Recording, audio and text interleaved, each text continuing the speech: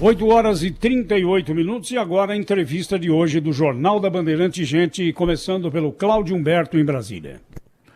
O nosso entrevistado de hoje é o presidente do Supremo Tribunal Federal, o ministro Dias Toffoli. Ministro, muito obrigado pela gentileza de aceitar o convite para a entrevista. E eu gostaria de começar a nossa conversa, ministro, fazendo ali um balanço. Depois de tanto da repercussão inclusive negativa, né? Os levantamentos mostram isso, a repercussão negativa desse caso aí envolvendo a revista que publicou matérias a seu respeito, etc. Olhando para trás, me diz, valeu a pena, protagonizar tanta confusão por conta daquela reportagem? Bom dia, Cláudio. Bom dia, Zé Paulo. Bom dia, Thaís. Bom dia, Pedro. Bom dia, Rafael. Bom dia, ouvintes do Jornal Gente. Muito obrigado pela pergunta, Cláudio, porque é importante que as pessoas saibam que nós temos discutido muito no Supremo Tribunal Federal, e eu tenho falado muito que nós não podemos deixar o ódio entrar em nossa sociedade. Ontem mesmo, na Congregação Israelita Paulista, reafirmei isso. Ou seja, nós não podemos deixar que a rede social, que meios que são utilizados para atacar instituições e atacar pessoas. Eu nunca, como ministro do Supremo Tribunal Federal, tomei nenhuma atitude, mas hoje eu sou presidente da Corte. E, ao quererem agir dessa forma, querem atingir a instituição. Então, nós temos que ter defesa. O senhor teve essa percepção, né, de que querem atingir a instituição. Eu acho que é válido, eu já comentei sobre isso, né, mas eu gostaria de perguntar, o senhor não acha que isso abre um precedente perigoso, ministro?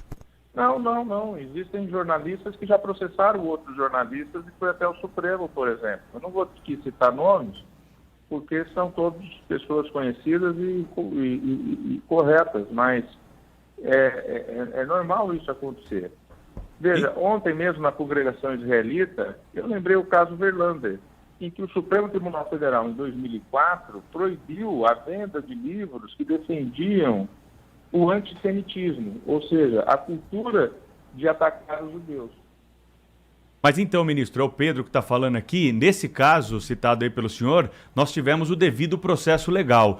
Não é uma arbitrariedade dois ministros do Supremo tomarem uma decisão sem ouvir as partes de uma forma monocrática para pedir a retirada de uma notícia de um site, de uma revista? De maneira nenhuma. Ontem, no estado de São Paulo, o jurista, desembargador e professor de processo penal Guilherme de Souza Dutti, um respeitado professor de Direito e Processo Penal, ele disse claramente que isso está previsto no regimento, que isso é possível. E isso é uma medida cautelar. Evidentemente que há toda a possibilidade de isso ser resolvido e vai ser resolvido. Essa entrevista do presidente do Supremo Tribunal Federal, a Rádio Bandeirantes, está sendo transmitida também ao vivo pelo Band News TV. Ministro, por que na avaliação do senhor essa reportagem da revista Cruzoé e do site Antagonista significam um ataque ao Supremo Tribunal Federal? Que interesses o senhor enxergou para tomar a decisão por trás da publicação da reportagem que o levaram a pedir a retirada da reportagem do ar? Essa é uma excelente pergunta. Surge um documento num inquérito lá em Curitiba atacando o presidente do Supremo Tribunal Federal às vésperas do que seria o julgamento da segunda instância. O documento da entrada na Justiça no dia 9 de abril. Curiosamente, dia 10 de abril era o dia que ia ser julgado a segunda instância. É muito curioso isso, né? Interpretem como quiserem. Ministro, bom dia. Thaís Herédia falando aqui. O senhor, bom dia, Thaís. Bom dia. O senhor fala do ódio, né? Que o senhor acompanhou o crescimento do ódio na sociedade, pelas redes sociais, mas a sociedade não apoiou a decisão do senhor e do ministro Alexandre Moraes pela censura ou pela retirada do conteúdo da revista Cruzoé. O senhor está dizendo que a instituição tem que proteger a sociedade, mas a sociedade está claramente não dando apoio a esse instrumento, a essa estratégia que o Supremo escolheu. Isso não distancia ainda mais o Supremo Tribunal Federal da sociedade que o senhor quer proteger? Em primeiro lugar, não tem Suprema Corte no mundo que julgue mais que o Supremo. O ano passado, o ano de 2018, foram 12 mil decisões colegiadas, entre a primeira turma, a segunda turma e o plenário. Segundo, não existe Suprema Corte que seja mais transparente no mundo, que julga em público. E mais do que isso, além de ser em público, com portas abertas, qualquer pessoa pode entrar, transmitido pela rádio, pela televisão e pela internet. Em todos os outros países do mundo, as decisões de suas Supremas Cortes são tomadas em portas fechadas, closed doors. Veja, então não há que falar isso. Outra coisa, não se trata de censura. Censura que é proibido pela Constituição e corretamente proibido é a censura prévia. É tirar do ar aquilo que ainda não foi. É tirar do escrito aquilo que ainda não foi publicado. A Constituição é clara. O que a Constituição veda é a censura prévia. O abuso na liberdade de expressão pode gerar danos e também pode gerar o direito de retirar do ar aquele conteúdo que é algo que vilipendia alguma pessoa. Agora, ministro, eu fiquei muito curioso com uma pesquisa publicada sábado passado, né, divulgada, e não teve lá grande repercussão, mas foi divulgada pelo Datafolha no sábado passado, indicando um crescimento na aprovação do Supremo Tribunal. Quer dizer, no auge da saraivada de críticas em relação, não a esse caso, mas em relação a outras decisões do Supremo, de soltura de presos, etc. e tal, no auge dessas críticas, inclusive nas redes sociais, a pesquisa indica um crescimento na credibilidade do Supremo. O que é que o senhor atribui isso? Olha, eu atribuo isso, primeiro, aqui nos últimos 5 anos, em meio a tantas crises. Vou tentar fazer aqui um resumo. 2015, começa um processo de investigação que atinge a classe política e grande parte da classe empresarial. Fruto de pactos republicanos que foram assinados em 2004 pelo presidente Supremo Nelson Jobim e em 2009 pelo presidente Supremo Gilmar Mendes. Esses pactos republicanos geraram um marco legal que permitiu, por exemplo, a existência da Lava Jato. Todos nós somos a favor do combate à corrupção. Todos nós somos a favor de passar o Brasil a limpo. Todos nós somos a favor de que quem desvia dinheiro público seja exatamente investigado e condenado e cumpra a sua pena. Por isso que muitas vezes se diz que o Supremo Tribunal Federal, ao dar um HC aqui ou acolá, estaria contra a corrupção. Não. Nós estamos a favor da Constituição, a favor da liberdade, nós somos o último local que o cidadão pode tentar a sua garantia, o seu direito. Tanto que, por exemplo, nós temos aí ex-presidente da Câmara que está preso. Recentemente o Supremo manteve a prisão dele. Temos ex-presidente da República que está preso. E o Supremo não deu a liberdade. Então, veja, é inafastável que o Supremo faz parte, e mais do que isso, ele é protagonista no combate à corrupção. Então, outra coisa importante, que agradeço a possibilidade de estar falando aqui no Jornal Gente para o público que está nos ouvindo, é que esse trabalho que é feito na Justiça é um trabalho de toda a institucionalização que o Brasil teve com a criação de marcos legais.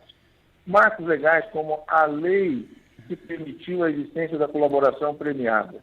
E eu fui o primeiro a levar no plenário o julgamento em que caracterizei o contrato da colaboração premiada como um dever do Estado em cumprir com o acordo firmado com o colaborador, ou seja, para garantir segurança jurídica. O que o judiciário brasileiro tem que fazer é garantir a segurança jurídica. O Supremo passou de 2014, 2015, com investigações que surgiram graças a esses marcos legais. Início de processo de impeachment da presidente da República e de perda de mandato do presidente da Câmara.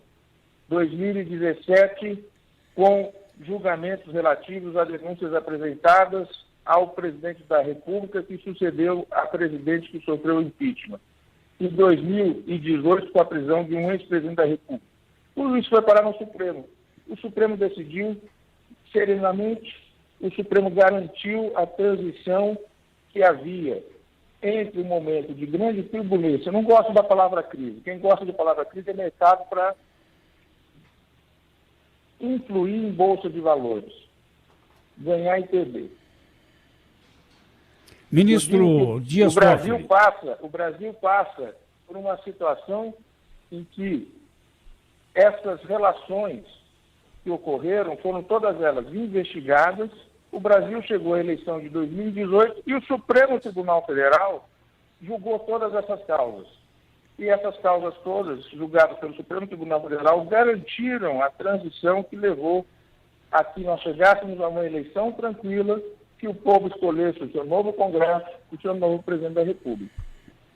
Ministro Dias Toffoli. Essa é a credibilidade do Supremo. Por isso, Cláudio, que eu penso que a credibilidade do Supremo subiu. Então, a gente poderia dizer que foi uma decisão duocrática, já que a instâncias do presidente, o ministro Alexandre de Moraes determinou essa censura ao site O Antagonista e a sua coluna, que é a revista Cruzoé. Mas eu perguntaria, o senhor diz que é em defesa da instituição, mas nós sabemos que há colegas seus que não concordam com a decisão que foi tomada. Como é que fica no âmbito interno do Supremo Tribunal Federal essa suposta defesa da instituição, ministro? Eu sou o presidente do Supremo Tribunal Federal. Eu sei exatamente a correlação de forças que tem lá, porque todo colegiado é plural. E tem que ser colegiado para isso, para ter as visões diferentes.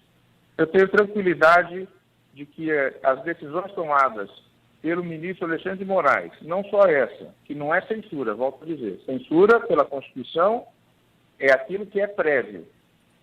Todo mundo tem o direito de pedir então a retirada é proibição, né? de É matérias proibição. ofensivas. É proibição, exatamente. A proibição de veicular matérias ofensivas, inverídicas ou que sejam caluniosas, difamatórias ou injuriosas. Isso ocorre corriqueiramente na justiça eleitoral em época de campanha. Os senhores sabem disso, porque são jornalistas responsáveis e jamais publicariam coisas que não sejam devidamente apuradas. Pois bem, então, o que ocorre é que a decisão do ministro Alexandre de Moraes, se ele tomou, ele tem toda a garantia, tenho certeza de que ele tem um respaldo de maioria. Ministro Dias Toffoli, uma pergunta direta aí para o senhor. O senhor é o amigo do pai do Marcelo Odebrecht ou não? Olha, isso daí é tão curioso, né? É tão curioso que eu até dou risada, porque como é que você vai responder uma pergunta dessa, né?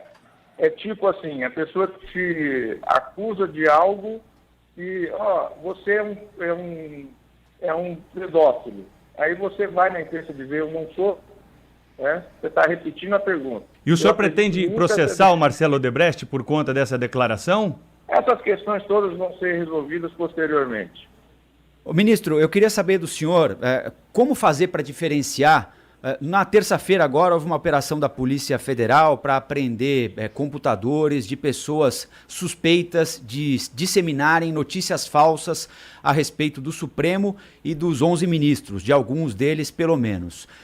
Como fazer para diferenciar? Não é um risco passar a acusar as pessoas e eventualmente processar, condenar por terem uma opinião a respeito do Supremo, que pode ser boa ou ruim, assim como as pessoas têm opinião sobre o trabalho da Câmara dos Deputados, do Senado, do presidente Jair Bolsonaro, tinham da ex-presidente Dilma, do ex-presidente Lula. Não há um risco aí de começar a provocar constrangimento contra quem tem opinião, por mais que às vezes elas sejam duras e mal educadas, ministro? Olha, nesse caso específico, foram decisões tomadas pelo ministro Alexandre de Moraes. E eu não tenho assim, o conhecimento específico desses casos para poder avaliar. Mas se o ministro Alexandre de Moraes, que todos vocês conhecem, todos os paulistanos e paulistas conhecem muito bem, o Alexandre de Moraes foi secretário de Segurança do Estado de São Paulo. O Alexandre de Moraes, quando assumiu a Secretaria de Segurança de São Paulo, diminuiu o índice de homicídios. O índice de homicídios do Estado de São Paulo é igual ao dos Estados Unidos, igual ao de Nova York. Ou seja, no Brasil, que tem uma epidemia de homicídios, em São Paulo nós temos uma polícia militar extremamente competente, uma polícia civil competente, e o Alexandre de Moraes foi um construtor da área de segurança no estado de São Paulo. O ministro Alexandre de Moraes sabe o que faz, eu confio nele. Por isso que eu coloquei ele, isso é uma prerrogativa do regimento, para ser o relator. Se ele está atuando nesses casos, é porque ele sabe o que está fazendo. Quem conhece Alexandre de Moraes sabe da sua competência, sabe da sua lisura, sabe da sua inteligência e sabe que ele sabe tratar muito bem para combater bandidos. Ministro, o senhor já trabalhou no governo do Partido dos Trabalhadores, teve uma ligação com o governo do Partido dos Trabalhadores. O senhor acha que o fato de o senhor ter esse histórico aumenta a agressividade contra o senhor? O senhor responsabiliza esse ódio ao fato do senhor ter participado do governo do ex-presidente Lula, que agora está preso na cadeia por corrupção? Obrigado, Thaís, pela pergunta. Sabe por quê? Essa pergunta tem tudo a ver com o que eu falei ontem na Congregação Israelita Paulista. O preconceito leva o ódio. Quem me conhece sabe que eu sou juiz há 10 anos. Sabe que mesmo quando eu era advogado-geral da União, eu tinha as minhas convicções e as defendia. Por exemplo, o caso da anistia. Eu defendia a anistia para todos, inclusive para os militares. Isso há 12 anos atrás. E isso foi um grande debate que houve no governo, naquela época, antes de eu ir para o Supremo Tribunal Federal. E teve até ministro de Estado que chegou ao presidente e pediu para o presidente me demitir, para que ele pedisse para eu mudar o meu parecer, que era a favor da anistia para os militares. E eu defendi a anistia para os militares, e não me arrependo disso. E eu tenho a seguinte posição. Se quando eu era demissível ad nutum, eu não era influenciável, imagine agora como vitalício. É óbvio que as pessoas que não me conhecem, que não conhecem a minha história, que não conhecem o meu passado, têm direito a ter preconceito. Por isso que a gente tem que vir aqui no programa de vocês, no programa Jornal Gente, e poder mostrar quem a gente é. Saber quem eu sou. Saber o que é o Supremo Tribunal Federal. E explicar. Assim as pessoas vão ter uma compreensão melhor do que está acontecendo. Ministro Dias Toffoli, uma das grandes críticas que se faz ao Supremo é o poder, o aparente poder que tem o ex-presidente Lula sobre a pauta do próprio Supremo, né? Muita gente critica o fato de que os infinitos, infindáveis, inesgotáveis recursos da defesa do ex-presidente sempre encontram espaço, guarida, passam à frente de milhares de casos para serem julgados. Inclusive a própria definição da questão da condenação em segunda instância já é uma decisão que já foi tomada pelo Supremo, mas o ex-presidente Lula está fazendo com que o Supremo reveja essa decisão. Por que isso? O que é que explica essa, como é que eu diria, a preponderância dos interesses da defesa do ex-presidente Lula, hoje presidiário, na pauta do Supremo? Em primeiro lugar, o plenário do Supremo Tribunal Federal julgou, em abril de 2018, há um ano atrás, um habeas corpus pedido pela defesa do ex-presidente Lula.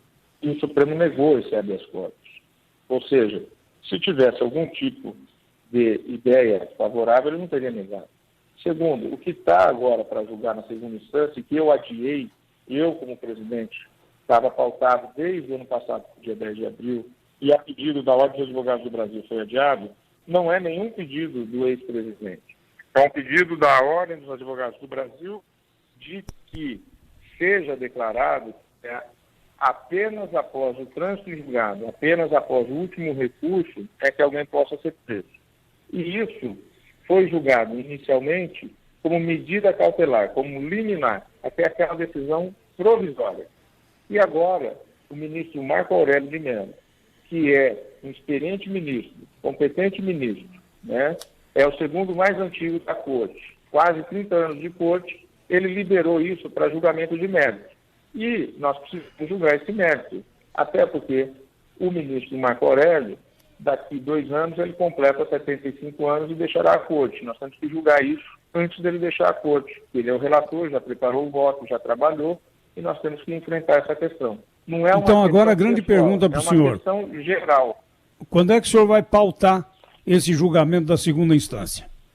Olha, isso daí, houve um pedido da Ordem dos Advogados do Brasil, em razão da mudança da sua direção, da nova gestão na OAB, que pediu um tempo para reanalisar o caso.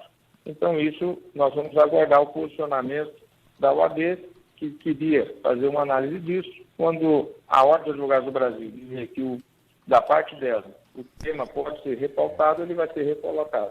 O senhor não podia mandar arquivar, não? Não.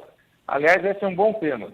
Nos Estados Unidos da América do Norte, a Suprema Corte julga de 70 a 90 casos por ano. O ano passado, nós julgamos 12 mil casos colegiadamente. 12 mil. Em colegiado. Não é decisão monocrática, não, Paulo. É colegiado. Nos Estados Unidos não se julga mais do que 100. Uma das coisas que eu penso é que nós poderíamos criar para a nossa Suprema Corte no nosso país essa possibilidade de dizer, não é bom enfrentar esse tema, deixa para depois arquivos. Ministro Dias Toffoli. Mas tem tanta coisa boa acontecendo no Conselho Nacional de Justiça, nós estamos fazendo tantos projetos, tantas coisas maravilhosas.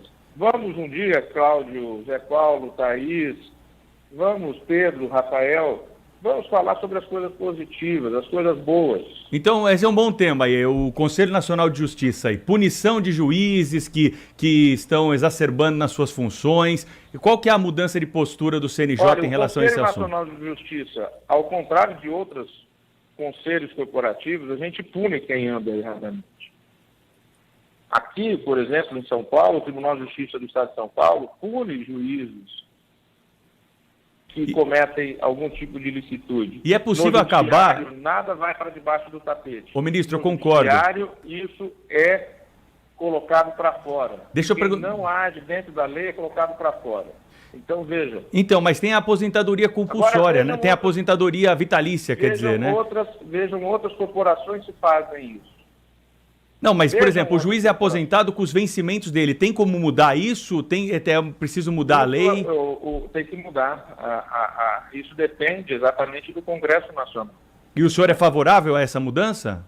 Olha, eu sou, e inclusive recentemente houve uma decisão do Superior Tribunal de Justiça em que se deu a penalidade de um juiz que foi condenado, mas quando se discutiu sobre a aposentadoria, em razão da lei, acabou mantendo a aposentadoria. Eu sou a favor de mudar a lei, porque a pessoa que é condenada, ela não pode ter o direito da aposentadoria. A discussão lá no Superior Tribunal de Justiça foi o seguinte: se ele contribuiu, e se hoje a configuração da Previdência é contributiva, ele contribuiu, então ele tem o direito a receber. Eu entendo que não. Mesmo ele tendo contribuído, como a Previdência ela vai para além de um contrato pessoal, ela é algo da solidariedade entre gerações. Se essa pessoa se corrompeu, ela não tem o direito de receber aposentadoria. Mas esse é um tema que ainda tem que chegar ao Supremo Tribunal Federal ou ter uma mudança legislativa. Mas eu concordo consigo, não é cabível que alguém que não andou bem na sua conduta, cometeu ilegalidades, seja colocado para fora da carreira e ainda mantenha a possibilidade de receber, seja do ponto de vista integral, seja do ponto de vista proporcional, os seus proventos. Ministro, frequentemente os promotores, procuradores que fazem parte da Operação Lava Jato, da Força Tarefa da Lava Jato, se manifestam em redes sociais e eles têm muitos seguidores, né? São quase que celebridades em redes sociais, se manifestam contra decisões do Supremo ou antecipam fatos que o Supremo vai decidir, fazendo uma pressão nas redes sociais com seus milhares de seguidores contra o próprio Supremo ou tentando direcionar a coisa para uma decisão. Frequentemente a gente vê a expressão querem acabar com a Lava Jato vai acabar, porque se tal decisão for tomada, a Lava Jato vai acabar. O senhor acha que esse clima de emparedamento contra o Supremo tem como responsáveis também, corresponsáveis, os promotores e procuradores da Operação Lava Jato quando se manifestam dessa forma? Olha, em primeiro lugar, reitero, se existe a Operação Lava Jato foi graças a 2 pactos republicanos que teve a subscrição de 2 ex-presidentes do Supremo. Em 2004, Nelson Jobim, em 2009, Gilmar Mendes. todo esse marco legal que deu a possibilidade de ter as investigações que ocorrem, que são necessárias para passar o Brasil a limpo, são frutos de propostas do próprio Supremo Tribunal Federal. Agora, nós não podemos inverter a pirâmide, nós não podemos inverter a hierarquia. A sociedade é organizada hierarquicamente. Então, as pessoas têm que respeitar. Eu aprendi que eu sou filho de pais e avós que já se foram. O Luiz, quando eu nasci, tinha 55, a Sebastiana tinha 44. Eu aprendi desde criança a chamar qualquer pessoa mais velha do que eu de senhor, e respeitar a hierarquia e as instituições. Então, isso eu respondo a sua pergunta. Ministro, a CPI da Lava Toga, que quase foi arquivada no Senado, agora recebeu uma pressão imensa dos senadores, de todos os partidos, para que ela seja reativada. O senhor teme uma CPI que investigue os ministros do STF? Em primeiro lugar, nenhum ministro do STF tem qualquer tipo de problema, qualquer razão de ser investigado. O que se quer, alguns pedidos ali, é investigar decisões tomadas. E isso, o próprio parecer da advocacia do Senado, foi no sentido de que isso é ilegal fazer essa investigação, porque isso afronta a divisão de poderes. Os poderes são independentes, têm que ser harmônicos, daí o meu diálogo constante com Mas o senhor está fazendo, o senhor está conversando com o Senado? Meu diálogo constante com o presidente Jair Bolsonaro. Os poderes são harmônicos, nós temos que pensar o seguinte, tem coisa muito mais importante para o Brasil. Nós temos que aprovar a reforma da Previdência, temos que fazer uma reforma tributária, nós temos que enfrentar a questão da segurança pública, nós temos que enfrentar a questão do desemprego no nosso país. Há questões extremamente importantes do que se perder energia com algo que é desnecessário.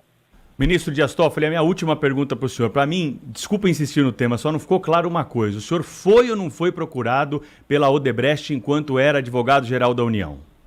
Olha, advogado-geral da União em 2007, eu atendia todo mundo que me procurava.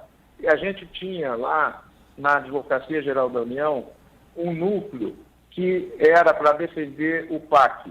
E como a Folha de São Paulo já publicou há 2 dias atrás, aquilo que era uma demanda da Odebrecht foi negado. Essa é a melhor resposta. Muito bom. Obrigado pela entrevista aqui para o Jornal Gente da Rádio Bandeirantes. Um prazer em ouvi-lo. Acho que foi muito boa essa conversa aqui. O senhor foi muito transparente aí conosco, com os nossos ouvintes. Haja vista, né, Pedro? Haja vista a reação do nosso público através das redes sociais, né? Especialmente do YouTube, né? É uma repercussão muito grande aí dessa entrevista. Obrigado pela entrevista, viu, presidente? Obrigado, Zé Paulo. Obrigado, Cláudio. Obrigado, Thaís, Pedro, Rafael. Muito obrigado pela oportunidade que me dão para falar com um público que eu tenho tanto carinho. Eu que sou de São Paulo, principalmente a Band tem essa raiz aqui em São Paulo, embora o Cláudio esteja lá em Brasília, mas a gente sabe que São Paulo é essa cidade, esse estado que move o nosso país. E nós estamos trabalhando para isso. Nós temos que destravar o Brasil. Nós temos que gerar empregos. Nós temos essa periferia de São Paulo, que quem vai aqui na periferia de São Paulo, como eu já fui, como eu vou, e vê as pessoas sofrendo, nós temos que desenvolver o Brasil. Nós temos que parar de jogar pedra. Nós temos que parar de criar o ódio. Nós temos que gerar emprego. Nós temos que gerar o desenvolvimento. Muito obrigado. Muito obrigado, ministro.